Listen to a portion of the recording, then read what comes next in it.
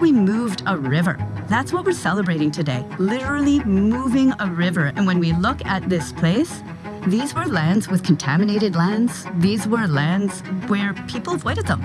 And now with the opening of Biidaasige Park, we have people who are going to be able to come here and enjoy and celebrate. The Indigenous community, Chief, all of you showing us the way, keeping the land, reminding who we are and where we came from. EllisDon staff and all the subcontractors who are planting and working day and night, heavy hours. So let me just thank everybody for that. This is an amazing day of celebration that we have right here. And it's also a day of hope.